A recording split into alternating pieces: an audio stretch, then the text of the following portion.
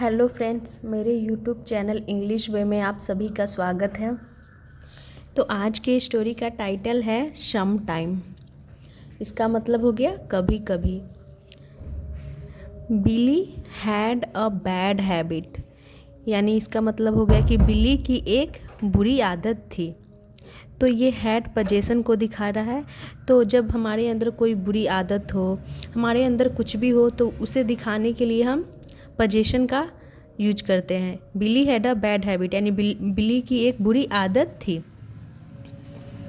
Whenever, यानी जब कभी, anyone asked him to do something, यानी कि व्हेनेवर जब कभी, एनी वन यानी कोई भी, आस्क्ड हिम उससे कहता। तो आस्क की सेकेंड फॉर्म हो गई आस्क्ड। टू डू यानी करने के लिए, समथिंग यानी कुछ। He would say he'll do it sometime। He would say यानी कि वह कहा करता था। तो वुड ये दिखाने के लिए किया गया है, जैसे कि यूज टू का हम यूज करते हैं ना, उसी के सेंस में कि वो कहा करता था। क्या कहा करता था? हील यानी कि ही विल का ये कॉन्ट्रैक्शन हो गया, यानी संक्षिप्त रूप हो गया। डू इट यानी इसे करेगा, वह इसे करेगा सम टाइम, यानी कि वो इसे करेगा बाद में, अभी नहीं, वो बाद में करेगा, ऐसा वो कहता था। It was extremely irritating. It was यानी कि यह था, एक्सट्रीमली यानी अत्यधिक, अधिक, इरिटेटिंग था यानी कि परेशान करने वाला था। तो उसकी क्या बुरी आदत थी कि जब भी उसे कोई कुछ कहता था करने के लिए, तो वो बोलता था सम टाइम, यानी कि बाद में वो करेगा, अभी नहीं, बाद में, कभी कभी, ऐसा वो बोल देता था। तो ऐसा जब भी कोई बोलेगा तो वो सच में इरिटेटिंग ही होगा। तो वो ऐसा ही करता था, उसकी ये आदत थी। His mother needed some bread immediately, so she asked him to run to Mr. Foley's shop and get it quickly. His mother यानी उसकी माँ, needed यानी ज़रूरत थी, some bread यानी कुछ ब्रेड की, तो उसकी माँ को ज़रूरत थी कुछ ब्रेड की, immediately यानी कि तुरंत। So इसीलिए सी आस्क्ड हिम, वह कही, हिम यानी कि उससे, किसके लिए प्रोनाउन यूज किया गया हिम? तो बिली के लिए। सी उसकी माँ के लिए प्रोनाउन यूज किया गया कि उसकी माँ ने वह कही उसे। टू रन यानी कि दौड़ करके जाने के लिए। कहाँ? तो टू यहाँ प्रीपोजिशन है, वो डायरेक्शन को दिखा रहा है कहाँ जाने के लिए। तो मिस्टर फॉलीज शॉप यानी मिस्टर फॉली की दुकान। एंड गेट इट, गेट यानी कि लाने के लिए, इट यानी कि प्रोनाउन हो गया जो कि ब्रेड के लिए यूज किया गया है, क्विकली यानी कि जल्दी से। तो उसकी माँ बोलती है कि जाओ, दौड़ करके जाओ फॉलीज की दुकान पे और जल्दी से, क्विकली यानी जल्दी से इसे लेकर आओ। आइल गेट इट सम टाइम, तो वो क्या बोलता है? आई विल का ये संक्षिप्त रूप है।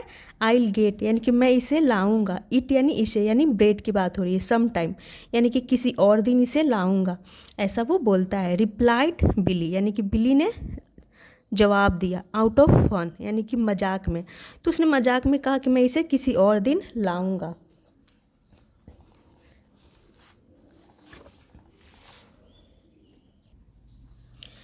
Will you please fetch the newspaper, Billy asked his father. Will you please यानी कि क्या तुम लाओगे, विल से शुरुआत की गई है, यानी कि क्वेश्चन पूछा जा रहा है। विल यू प्लीज क्या तुम लाओगे कृपया। फेच, फेच का मतलब हो गया यहाँ पे लाना। द न्यूज़पेपर यानी कि अखबार को। बिली आस्क्ड हिज फादर यानी कि उसके पिता ने पूछा कि क्या तुम न्यूज़पेपर लाओगे बिली। सम टाइम, रिप्लाइड बिली एज यूजुअल, तो बिली ने कहा सम टाइम। रिप्लाइड यानी कि उसने जवाब दिया। बिली यानी बिली जवाब दिया, एज यूजुअल यानी कि हमेशा की तरह, जैसा उसकी आदत थी बोलने की सम टाइम, तो इस बार भी उसने वैसा ही जवाब दिया सम टाइम। तो पहले उसकी माँ बोलती है दुकान से ब्रेड लाने के लिए, तो वो बोलता है कि सम टाइम यानी अभी नहीं, बाद में, किसी और दिन। तो वैसा ही जब उसके पिता बोले कि जाओ न्यूज़पेपर लेकर आओ, तो वो बोला कि सम टाइम, हमेशा की तरह, जैसा उसका आदत था। Open page 23 of your book. Open यानी कि खोलो, पेज 23 ऑफ योर बुक यानी अपनी किताब का पेज नंबर 23 खोलो। The teacher would say, while Billy was busy playing dots and crosses with himself. The teacher would say, यानी कि टीचर would say कहती, while जबकि, तो while का यहाँ मतलब हो गया जबकि, बिली वाज बिजी यानी कि बिली क्या रहता, बिजी रहता, व्यस्त रहता, प्लेइंग यानी कि खेलने में, डॉट्स एंड क्रॉसेस यानी कि वो डॉट्स एंड क्रॉसेस खेलने में व्यस्त रहता। तो टीचर बोलती कि पेज नंबर 23 निकालो, बट बिली क्या बिजी रहता, जबकि बिली बिजी रहता खेलने में dots and crosses with himself यानी कि वो खुद से। The reply would be sometime यानी कि जो जवाब होता रिप्लाई वुड बी यानी होता सम टाइम, क्या होता रिप्लाई, सम टाइम यानी कि कभी कभी, यानी कि अभी नहीं बाद में, वही जो उसकी आदत थी सम टाइम बोलने की वही उसका रिप्लाई होता। Sorry. Now the teacher was certainly not going to put up with such a nonsense. Now यानी कि अब, द टीचर यानी जो शिक्षक थे, वाज सर्टेनली यानी कि निश्चित रूप से, नॉट गोइंग टू पुटअप यानी कि पुटअप मतलब हो गया कि,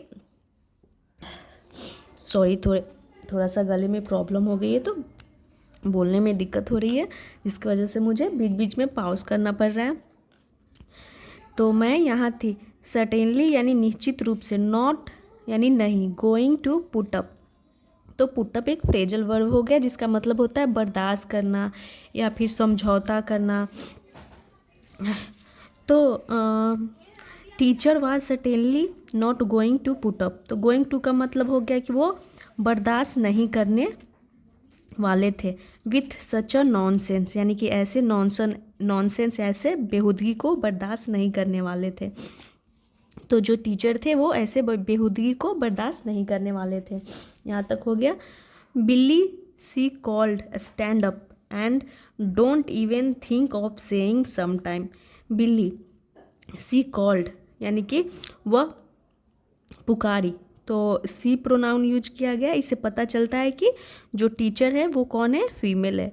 बिली सी कॉल्ड वो पुकारी, स्टैंड अप खड़े हो जाओ, एंड डोंट इवन थिंक यानी कि और सोचना मत, सोचना भी मत, थिंक यानी सोचना, इवन यानी भी, डोंट इवन थिंक यानी सोचना भी मत, ऑफ सेइंग यानी कि कहने की, सम टाइम यानी कभी कभी। तो टीचर बिल्ली को बोलती है कि खड़े हो जाओ और सोचना भी मत कहने की, कभी कभी, sometime. Open your book at page 23 and start reading. Open your book, अपनी बुक खोलो, एट पेज नंबर 23 अपनी बुक की 23 पेज खोलो, एंड स्टार्ट रीडिंग और पढ़ना शुरू करो। तो स्टार्ट के बाद ये हमारा जेरेंड हो गया, और ऑफ के बाद ये सेइंग देख रहे हैं ये भी जेरेंड हो गया। तो प्रीपोजिशन के बगल में जेरेंड आता है अगर वर्ब आती है तो, और स्टार्ट भी अपने बगल में जेरेंड लेता है।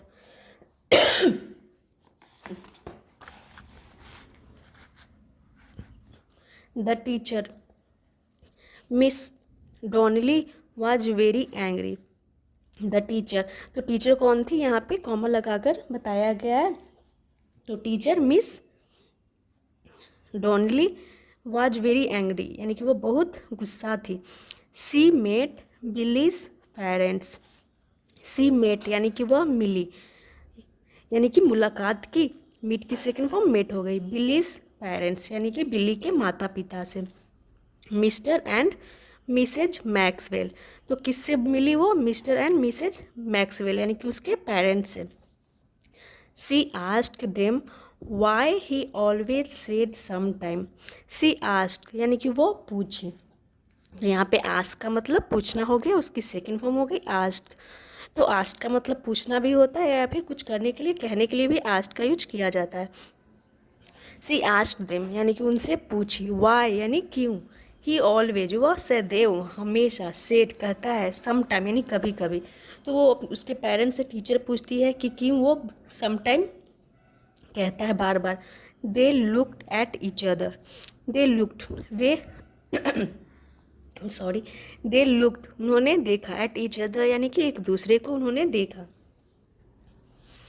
We two are facing the same problem. We यानी कि हम, टू का मतलब यहाँ पे हो गया भी, आर फेसिंग यानी कि हम भी सामना कर रहे हैं, द सेम प्रॉब्लम इस समस्या का, दे सेड उन्होंने कहा। The three of them sat down to work out some way to stop Billy's habit. The three of them का मतलब होगा कि वे तीनों सेट डाउन बैठ गए टू वर्कआउट। तो वर्कआउट करना यानी कि व्यायाम करने को भी वर्कआउट बोलते हैं, लेकिन यहाँ पे वर्कआउट का मतलब अलग हो गया। टू वर्कआउट यानी कि समाधान ढूंढने के लिए यहाँ पे यूज किया गया है।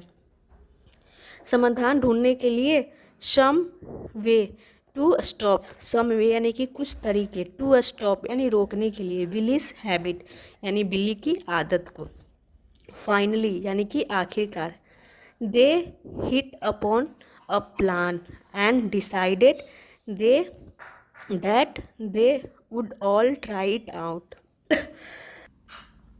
दे हिट अपॉन अ प्लान का मतलब हो गया कि वे एक योजना पर पहुँचे, एंड डिसाइडेड और तय किए, डैट कि दे वुड ऑल यानी कि वे सभी, ट्राई इट आउट यानी कि वे सभी क्या करेंगे। तो ट्राई इट आउट का मतलब हो गया आजमाना या फिर किसी भी चीज़ को परखना। तो वो सभी क्या करेंगे, आजमाएंगे। वुड यहाँ पर या गागेगी का सेंस दे रहा है। तो वो सभी क्या डिसाइड करते हैं कि वे सभी इसे आजमाएंगे। Things began to change at Billy's house. Things यानी कि चीज़ें, बेगन टू चेंज यानी कि वो बदलने लगी। एट बिलीज हाउस यानी कि बिल्ली के घर की चीज़ें बदलने लगी। द नेक्स्ट डे, यहाँ पर बिगेन की सेकेंड फॉर्म बेगन हो गई, यानी कि जो चीज़ें थी, थिंग्स यानी चीज़ें, बेगन टू चेंज यानी बदलने लगी। एट बिलीज हाउस यानी बिल्ली की घर की, द नेक्स्ट डे अगले दिन से उसके घर की चीज़ें बदलने लगी। No one asked Billy to do anything at all. No one यानी कोई भी नहीं, आस्क्ड यानी कि कोई भी नहीं कहा, बिल्ली टू डू बिल्ली को करने के लिए, टू डू यानी करने के लिए, एनीथिंग यानी कुछ भी, एट ऑल यानी बिल्कुल भी। बट बिल्ली वुड से यानी कि बिल्ली कहता, papa could we go to the park please. Papa could we go क्या हम जा सकते हैं, पार्क यानी कि पार्क में जा सकते हैं, प्लीज कृपया हम पार्क में जा सकते हैं, ऐसा बिल्ली कहता। पापा वुड रिप्लाई पापा जवाब देते। सम टाइम यानी कि कभी कभी, यानी कि उसके घर की चीज़ें बदलने लगी। पहले बिल्ली बोलता था, अब उसके पिता बोले। जब उसने अपने पिता से कहा तो उसके पिता बोले कि सम टाइम, जब वो पार्क जाने के लिए कहा। And go back to his newspaper on pretext. And go back और वो वापस चले गए, टू हिज न्यूज़पेपर यानी कि अपने न्यूज़पेपर के पास, यानी कि वो न्यूज़पेपर अपने पढ़ने लगे, न्यूज़पेपर के पास वो खुद ही चले गए। ऑन प्रीटेक्स्ट यानी कि बहाने से, या फिर बोल सकते हैं बहाना करके। तो प्रीटेक्स्ट का मतलब होता है बहाना। बिल्ली वाज हंग्री बिल्ली भूखा था। वेन्स डिनर मॉम, तो यहाँ पे वेनिज का कॉन्ट्रैक्शन हो गया वेन्स डिनर मॉम। तो वो पूछता है माँ, डिनर यानी कि रात का भोजन कब होगा। ही आस्क्ड वह पूछा। Sometime came mom's reply, तो मॉम्स का रिप्लाई क्या आया, यानी कि माँ का जवाब आया। केम यानी आया, सम टाइम यानी कि कभी कभी। तो वो जैसे सबको रिप्लाई देता था, अब सब उसे रिप्लाई देने लगे, sometime. His troubles were not over, यानी कि उसके जो ट्रबल्स थे, मुसीबत थे, वर नॉट ओवर यानी ख़त्म नहीं हुए। द नेक्स्ट डे अगले दिन, he stood up to ask Miss Donnelly, अगले दिन वह खड़ा हुआ। स्टूड अप यानी खड़ा था, टू आस्क यानी पूछने के लिए। मिस डॉनली से वो पूछने के लिए खड़ा हुआ। Ma'am would you please explain the calculation once again. Ma'am would you please क्या आप एक्सप्लेन करोगे यानी कि समझाओगे, दिस कैलकुलेशन इस कैलकुलेशन को। तो कैलकुलेशन का मतलब होता है गणना, वंस अगेन यानी फिर से। तो उसे कुछ समझ में नहीं आई होगी, तो उसने पूछने के लिए वो खड़ा हुआ वो मैम से, मिस डॉनली से। तो वंस अगेन यानी फिर से वो बोलता है कि फिर से एक्सप्लेन करने के लिए। Some time Billy replied Miss Donnelly, sometime कभी कभी बिली रिप्लाइड मिस डॉनली, यानी मिस डॉनली ने बिल्ली को रिप्लाई दिया सम टाइम, यानी कि कभी कभी।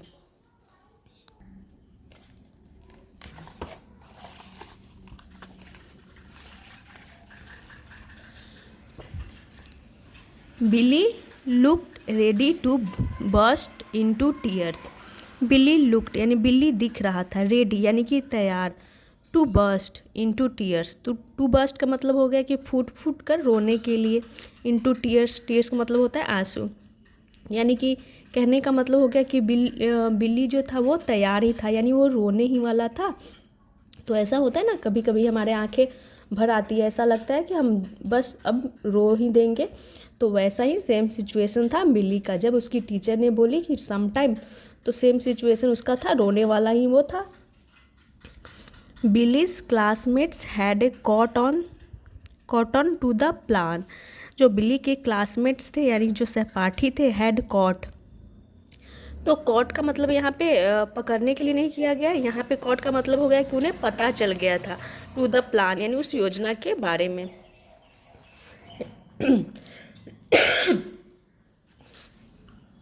एवरी टाइम, हर समय, बिल्ली ask someone to lend him a book or try to catch up with something he had missed. Every time यानी कि जब भी, बिल्ली आस्क्ड समवन यानी बिल्ली आस्क्ड समवन किसी से मांगता, टू लेंड यानी उधार, हिम अ बुक यानी किसी से वो उधार बुक मांगता, और ट्राइड या कोशिश करता, to catch up with something he had missed.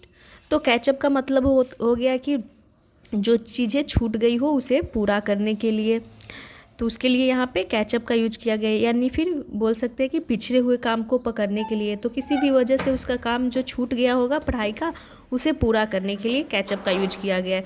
तो जब कभी वो किसी से उधार बुक मांगता या फिर कोशिश करता कैचअप यानी कि छूटे हुए काम को पकड़ने के लिए, with something he had missed यानी कि जो कुछ भी ही हैड मिस्ड उसने छोड़ दिया था, दे वुड से यानी कि वे कहते, सम टाइम यानी कि कभी कभी। तो उसके सहपाठी के लिए यहाँ पे वो जो क्लासमेट्स थे सहपाठी, उनके लिए दे प्रोनाउन यूज किया गया है, तो वो क्या कहते, सम टाइम। तो वो भी, उन्हें जो उसके क्लासमेट्स थे उन्हें भी पता चल गया था उसके बारे में, तो वो भी उसके साथ वैसे ही ट्रीट करने लगे। जब वो कभी किसी से कुछ मांगता, बुक कॉपी या फिर जो भी कुछ वर्क मांगता करने के लिए, तो उसके सहपाठी जो होते वो बोलते सम टाइम। दैट इवनिंग यानी कि उस शाम, Billy did not come out of his room यानी कि बिली डिड नॉट कम बाहर नहीं आया, आउट ऑफ हिज रूम यानी कि अपने कमरे से बाहर नहीं आया। हिज मदर उसकी माँ, वाज वरीड यानी कि वो चिंतित थी, and peeped in to find him crying, तो उसकी माँ जो थी वो चिंतित थी क्योंकि वो उस शाम वो अपने कमरे से बाहर नहीं आया। एंड पिप्ड इन टू, और पिप का मतलब होता है झांकना, उसकी सेकेंड फॉर्म पिप्ड हो गई। तो जब उसने इन यानी कि अंदर, जब उसने अंदर झाँका, टू फाइंड हिम क्राइंग यानी कि उसे रोते हुए वो पाई, हिम यानी उसे, क्राइंग यानी कि रोते हुए वो पाई। सी वेंट इन यानी कि वे अंदर गई, and sat down near him, और सैट डाउन यानी कि बैठ गई, नियर हिम यानी कि उसके पास, तो उसकी माँ अंदर गई और उसके पास बैठ गई। Putting her arm around his shoulder, putting her arm यानी कि अपने आर्म यानी अपने हाथों को पुटिंग रखते हुए, अराउंड हिज शोल्डर यानी कि उसके कंधों पर। तो कहने का मतलब हो गया कि जो उसकी माँ थी उसके बिल्ली के शोल्डर यानी कंधों पे हाथ रखती है। व्हाट इज इट बिल्ली यानी कि यह क्या है बिल्ली। सी आस्क्ड वह पूछी।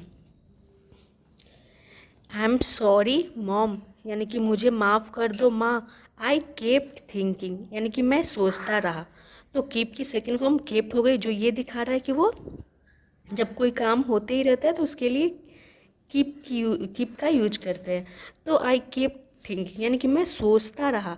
आई वॉज वेरी स्मार्ट, तो वो क्या सोचता रहा कि आई वॉज वेरी स्मार्ट, मैं बहुत होशियार हूँ, स्मार्ट यानी होशियार।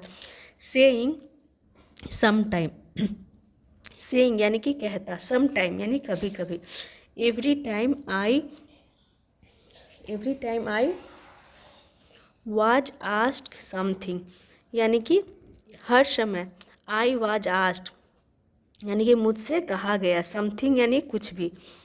तो वो बोलता है, उसे एहसास होता है कि मैं अपने आप को तो होशियार समझता था, मैं कहता रहता सम टाइम, मुझसे आई वाज आस्क्ड मुझसे कहा गया, समथिंग यानी कि कुछ भी जो मुझसे कहा गया तो मैं सम टाइम कहता रहा। वेप्ड बिल्ली यानी कि बिल्ली रोते हुए वो कहा, आई डिडंट रियलाइज मुझे एहसास नहीं था, आई वाज बीइंग यानी कि आई वाज बीइंग यानी मैं हो रहा था, so stupid and rude, so stupid का मतलब होता है मूर्ख, एंड रूड का मतलब हो गया असभ्य, कि मुझे, वो बोलता है कि मुझे एहसास नहीं था, रियलाइज नहीं था कि मैं इतना स्टूपिड हो रहा हूँ और रूड यानी कि असभ्य बन रहा हूँ, उसे एहसास नहीं था। तो उसे जब सेम चीज़ उसके साथ लोग ट्रीट करने लगे तब उसे इस चीज़ का एहसास हुआ।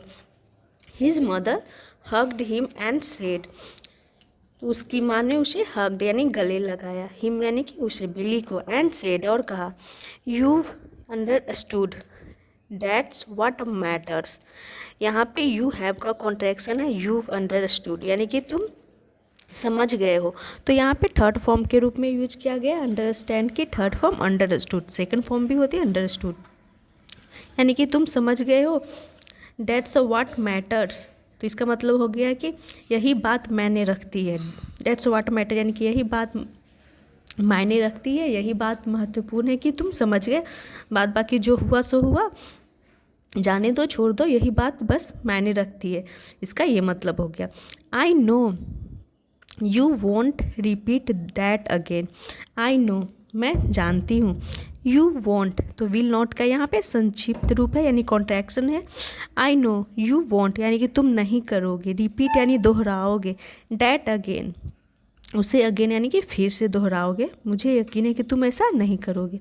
एंड सिंस दैट डे और उस दिन से, बिली हैड नेवर सेड यानी कि बिल्ली ने कभी नहीं कहा, सम टाइम यानी कभी कभी, एट एनी टाइम यानी कभी भी, तो उसने कभी भी उसके बाद से नहीं बोला सम टाइम, क्योंकि उसके साथ जो हुआ तो उसे बुरा लगा, तो वही चीज़ वो दूसरे के साथ करता था तो उसे मज़ा आता था, उसे लगता था कि मैं होशियार हूँ, बट उसे समझ में नहीं आ रहा था कि मैं कर क्या रहा हूँ। तो इस तरह से वो बिल्ली की आदत ख़त्म हो गई। तो ये थी आज की स्टोरी। तो ऐसे ही वीडियोस देखने के लिए मेरे चैनल को सब्सक्राइब करें और वीडियो लाइक करें, मैं ऐसे ही वीडियोस लाती रहती हूँ। Thanks for watching.